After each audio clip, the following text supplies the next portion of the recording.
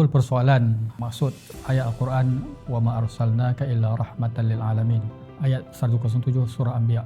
Bagi umat Islam memahami bahawa tujuan hidup kita adalah untuk beribadat kepada Allah Ta'ala dan menjadi khalifah. Jadi kedua-duanya itu merupakan ibadat. Sama ada ibadat khusus kepada Allah SWT ataupun ibadat kita dalam melaksanakan amanah sebagai Muslim, sebagai khalifah atau pemerintah di atas muka bumi. Ulama telah meletakkan syarat kepada kita, sesuatu ibadat itu tidak sah atau tidak diterima atau tidak mendapat pahala kecuali mempunyai dua syarat. Syarat yang pertama, keikhlasan kepada Allah Ta'ala, dan syarat yang kedua bertepatan dengan syarak, bertepatan dengan Al-Quran hadis ataupun bertepatan dengan dalil syarak. Dalam aspek rahmatan lil alamin, dia sebenarnya surah itu diturunkan kepada Nabi SAW di Mekah dan menceritakan kisah-kisah perjuangan para anbiya. Surah itu pun merupakan surah Anbiya dan menceritakan objektif perjuangan Nabi. Dalam ayat itu Allah menjelaskan bahawa semua ataupun objektif dakwah para Nabi adalah untuk membawa rahmat, atau ulama kata membawa Islam itu sendiri. Kerana rahmat, kebahagiaan, ketenteraman, keadilan kepada masyarakat tidak mungkin dicapai melainkan melalui syariah dan manhaj yang diturunkan oleh Allah Ta'ala kepada manusia, iaitu Islam. Jadi untuk mendapat keadilan sama ada di dunia dan akhirat, Islamlah sebagai rujukan. Jadi ulama menyatakan rahmatan lil alamin itu merupakan objektif umum syarak. Segala tindak tanduk pemerintahan mesti menjurus kepada tercapainya kemaslahatan kepada manusia di dunia dan akhirat. Para ulama, khususnya ulama usul fiqh, menyatakan dia termasuk di dalam objektif umum syarak, iaitu dia dikatakan jalbul masalih wa darul mafasid. Objektif umum syarak ialah terkandung daripada kita mendapatkan kebaikan kepada manusia dan mengelakkan mereka daripada kemusnahan.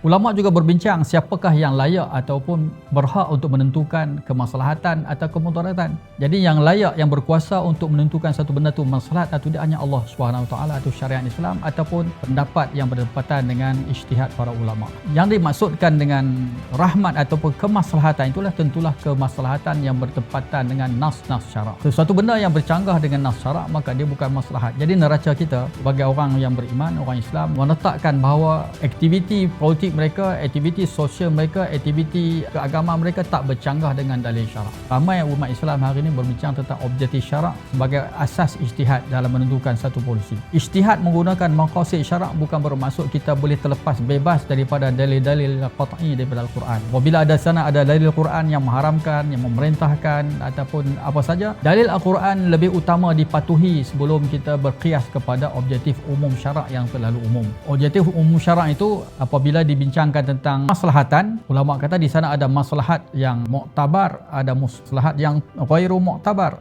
Di sana ada maslahah yang mursalah, ada tiga jenis maslahat. Yang muktabar pula ada kategori daruri, hajiat, tahsiniat, benda asasi, daruri, benda yang menyokong kepada daruri dan benda penyempurnaan kepada tersebut. Dan ulama dah bincang yang daruri itu pun hifzuddin, menjaga agama, hifzul nafs, menjaga nyawa, hifzul mal, menjaga harta, hifzul aql, menjaga akal, hifzul nasal, menjaga keturunan. Ulama menyatakan hifzuddin mesti ada dua benda. Yang pertama, mewujudkan agama daripada tidak ada kepada ada, dan memelihara agama tersebut daripada ia hilang. Jadi tanggungjawab pemerintah adalah mewujudkan agama dalam diri manusia, itu menanamkan akidah, menanamkan keimanan, membentuk ibadah yang sah, membentuk akhlak dan menyusun peraturan hidup berteraskan syarak. Kemudian memelihara agama daripada terkeluar, dilaksanakan undang-undang hudud, hukum hudud, sebat pada orang yang berzina, atau rejam kepada orang yang dewasa dah berkahwin kalau berzina, sebat kalau minum arak, hukum kalau tidak solat. Undang-undang syariah Islam adalah bertujuan untuk mengelakkan manusia daripada meninggalkan agama dengan melaksanakan hukum-hukum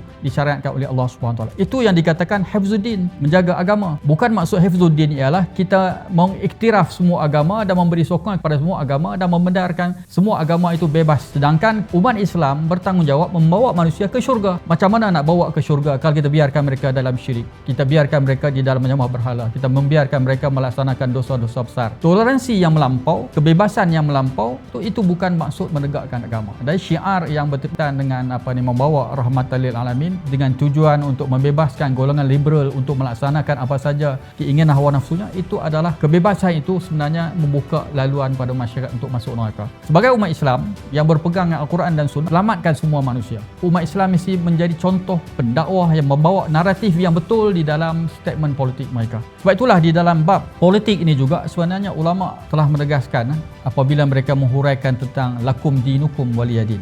Latar belakangnya adalah Rasulullah ditawarkan untuk menjadi raja dan Quraisy kata kami tidak akan membuat keputusan kecuali minta pendapat Nabi. Dengan kata lain, jom kita sama-sama musyarakah bersyarikat memerintah Mekah bersama-sama dan mereka kekal di dalam agama mereka, sistem mereka, cara fikir mereka, neraca mereka, budaya mereka. Lalu Allah mengatakan lakum dinukum waliyadin. Allah jawab pada Nabi, tidak ada kompromi, tidak ada kerjasama, tidak ada syirik dalam pemerintahan. Kalau kamu nak buat jahiliah dan kekal dengan jahiliah, kekal dengan sistem kamu, kami sebenarnya tidak akan terlibat. Itu arahan Allah pada Nabi. Walaupun kita kata dia ada peluang untuk dapat kuasa dan memerintah, tapi Islam itu suci daripada syirik. Itu makna din yang difahami oleh Islam. Apabila kita cuba sempitkan makna tersebut dengan makna hanya memberi kebebasan bersuara, kebebasan untuk buat sesuatu benda ikut hawa nafsu, sebenarnya dia satu kezaliman ataupun satu jenayah di dalam mentafsirkan Islam itu sendiri. Ulama-ulama di Mesir, Universiti Azhar sebenarnya mengharamkan kita menggunakan istilah-istilah adil, rahmatan lil alamin, tetapi membawa dengan makna sempit yang menyebabkan orang salah faham terhadap Islam hakikat sebenarnya. Sedangkan al-amin itu sifat Nabi SAW.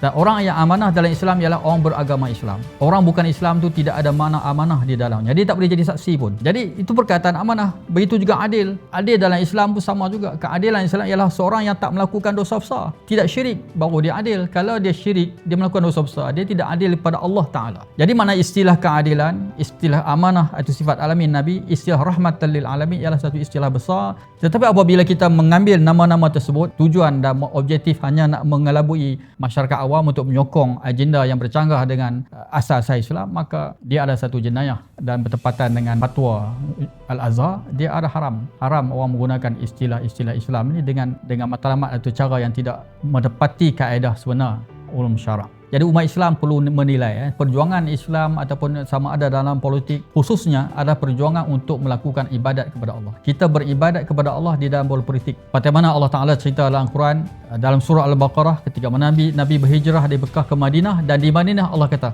wa iz qulna lil malaikati inni ja'ilun fil ardi khalifahan. Itu satu amanah. Apabila Nabi dah berhijrah ke Madinah, Allah ingatkan Nabi, kami pernah berfirman kepada malaikat untuk sujud pada Adam kerana Allah nak jadikan Adam sebagai khalifah. Jadi khalifah itu merupakan misi besar, misi utama umat Islam di bumi ini, rujukan manhaj sistem istilah Al-Quran dan Al-Sunnah. Tetapi dalam sistem hari ini, apabila liberal telah menguasai dunia, kita terlibat dalam sistem itu dengan kadar untuk mencapaikan sebahagian matlamat syarak yang dibenarkan. Jadi penglibatan umat Islam dalam politik demokrasi pilihan raya sebagai satu langkah untuk mengurangkan mudarat yang boleh timbul kepada umat Islam. Tetapi matlamat akhir mesti kepada perubahan. Dan di dalam kerajaan kita di Malaysia, alhamdulillah kita ada beberapa peruntukan perlembagaan yang sebenarnya memberi kuasa besar kepada umat Islam untuk mewarnai sistem pemerintahan Islam. Yang pertama kita kata apa? Islam agama persekutuan, dan rukun negara ialah kepercayaan kepada Tuhan.